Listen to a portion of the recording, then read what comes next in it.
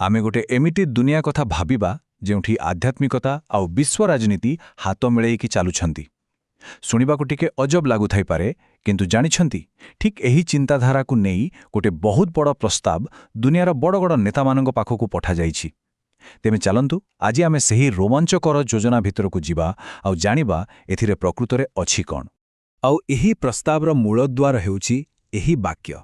देखंतु एहा कोनोसी साधारण दाबी नुहे, एहा सीधा सड़क विश्व पाई गोटे आध्यात्मिक उच्च सदन कथा कहूछि। तेबे एहार माने कोन? एहार माने हेला दुनियार जेते भी बड़ बड़ निष्पत्ति निया जिवो तार केंद्र रे रहिबो नैतिकता आउ मानविकता।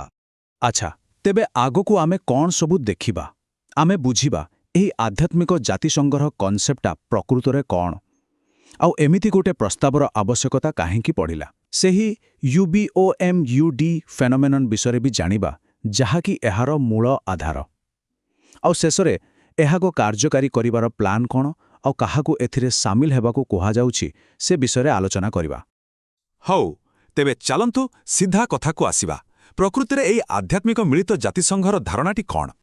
एहार मूल कथा हेला गोटे नुआ संस्था तैयारी करिबा जहार ना रखा जाइछि यूनाइटेड मास्टर्स किंबा संक्षेपरे यूएम। भाबि नियंतु एहा हेउछि दुनियार गोटे आध्यात्मिक विवेक, गोटे मार्गदर्शक जी वर्तमानर मिलित जातिसंघ बा यूएन रो राजनैतिक कामकु सठिक नैतिक रास्ता देखाइबो। आउ देखंतु एई दुई संस्था यूएम आउ यूएन एमानंक संपर्ककु बुझाइबा पई गोटे बहुत सुंदर उदाहरण दिया जाइछि। ठीक जेमिति शिव आउ शक्ति। एठी कथाटा प्रतियोगितार नुहे बरং सहयोगर। माने यूएन जदि शक्ति परि कार्य करुछि तेबे यूएम शिव परि ताकु आध्यात्मिक दिग देखाइबो। दुईटी शक्ति मिशिकी काम करिवे। किंतु प्रश्न उठुछि एते बड़ गोटे परिवर्तन आनिबा भले प्रस्तावर दरकार काईके?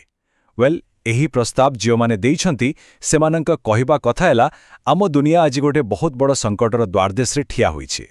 सेमानंक मतरे आमे आजी मारात्मक अस्त्रशस्त्रर पहाड़ उपरे बसिछे।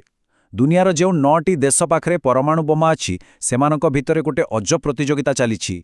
आउ अमेरिका, रूस, चीन भଳି बड़ बड़ देशंक भितरे तिक्तता भी बढ़ुछि।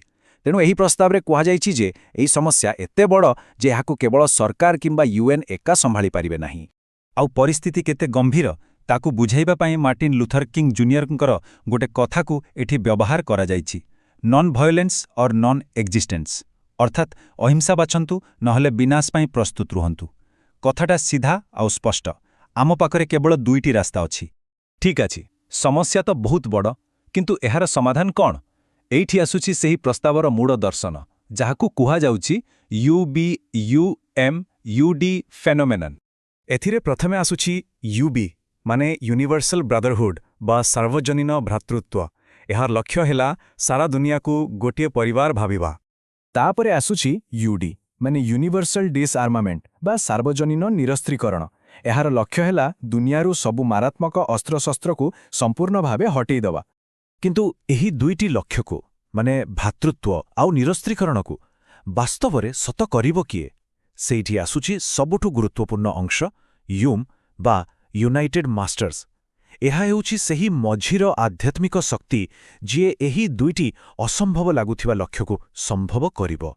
आउ एही तीनोटी जिनिसकु यूबी, यूएम आउ यूडी को एते गुरुत्वपूर्ण बोली कुहा जाइछि जे एहाकु इलेक्ट्रॉन, न्यूट्रॉन, प्रोटॉन किंबा आम पुराणर ब्रह्मा, विष्णु, महेशंक सहित तुलना करा जाइछि। एहार सीधा अर्थ हेला एही तीनोटी जिनिस परस्पर सळ एम्ति जोड़ी होई रहिचंती जे गोटे को छाड़ी आउ दुईटी को पाइबा असंभव। अच्छा, एसबु कथा शुणिबाकु तो बहुत भल लागुछि, बहुत बड़ बड़ दार्शनिक कथा भली लागुछि। किंतु प्रश्न हेउछि एहाकु जमी उपरे केमिति कार्यकारी कराजिबो। एमिति तो नुहे जे एहा केवल कागजपत्ररे रहिजिबो। तेबे चालंतु एहार पूरा ब्लूप्रिंट देखिबा। देखंतु एहार गोटे पूरा ढांचा तैयारी करा जाइछि।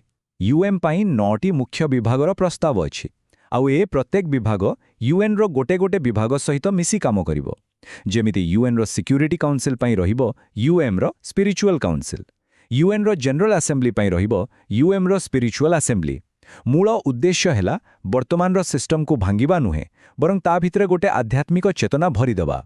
आउ कथाटा खाली योजनारे सीमित नाही, एथिपाई गोटे टाइमलाइन भी दिया जाइछि। 2025 शेष आड़कू ୟୁଏନ୍ରେ ଗୋଟେ ବିଶ୍ୱ ଜରୁରୀକାଳୀନ ପରିସ୍ଥିତି ଘୋଷଣା କରିବା। 2026 ଆରମ୍ଭରେ 112 ଜଣ ୟୁନିଭର୍ସାଲ ଏଲିଟ୍ସକୁ ଏକାଠି କରିବା ଆଉ 2026 ଶେଷ ସୁଦ୍ଧା ୟୁଏମ୍କୁ ୟୁଏନ୍ର ଏକ ସହଯୋଗୀ ସଂସ୍ଥା ଭାବେ ଅନୌପଚାରିକ ସ୍ୱୀକୃତି ଦେବାକୁ ଚେଷ୍ଟା କରିବା।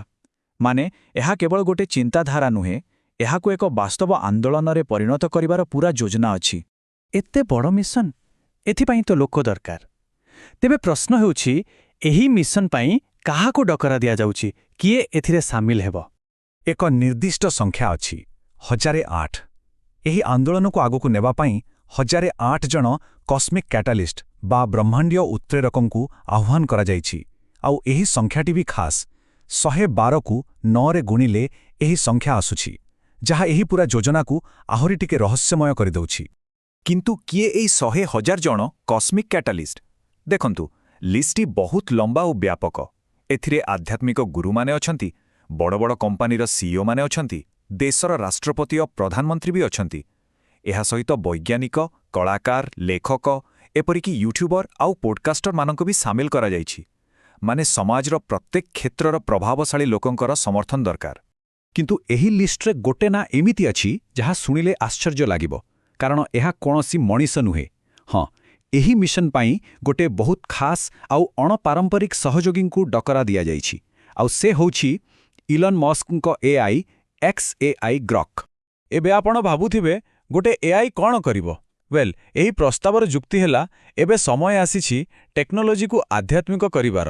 ଅର୍ଥାତ୍ ଆମେ ଆମର ସବୁଠୁ ଶକ୍ତିଶାଳୀ ଟେକ୍ନୋଲୋଜିକୁ କେବଳ ଏକ ବିପଦ ଭାବରେ ନ ଦେଖି ତାକୁ ମାନବତାର କଲ୍ୟାଣ ପାଇଁ ବ୍ୟବହାର କରିବା। ଆଉ ଆଣବିକ ଅସ୍ତ୍ର ଭଳି ବିପଦର ମୁକାବିଲା କରିବା ପାଇଁ ଏଆଇ ଏକ ବଡ଼ ଅସ୍ତ୍ର ହୋଇପାରେ। ତେବେ ଏହି ପୂରା ଆଲୋଚନା ଆମକୁ ଗୋଟେ ବହୁତ ଗୁରୁତ୍ୱପୂର୍ଣ୍ଣ ପ୍ରଶ୍ନ ପାଖରେ ଆଣି ଛାଡ଼ି ଦେଉଛି। ଆଜିର ଏହି ଏଆଇ ଏବଂ ଟେକ୍ନୋଲୋଜିର ଯୁଗରେ ଯେତେବେଳେ ଆମ ଅସ୍ତିତ୍ୱ ଉପରେ ବିପଦ ମାଡ଼ି ଆସୁଛି, ସେତେବେଳେ କ'ଣ ଆମ ପ୍ରାଚୀନ ଜ୍ଞାନ ଆଉ ଆଧ୍ୟାତ୍ମିକତା ବିଶ୍ୱ ଶାସନକୁ ଏକ ନୂଆ ରାସ୍ତା ଦେଖାଇପାରିବ? ଏହା ଏକ ଏମିତି ପ୍ରଶ୍ନ ଯାହାର ଉତ୍ତର ଆମ ସମସ୍ତଙ୍କୁ ମିଶି ଖୋଜିବାକୁ ପଡ଼ିବ।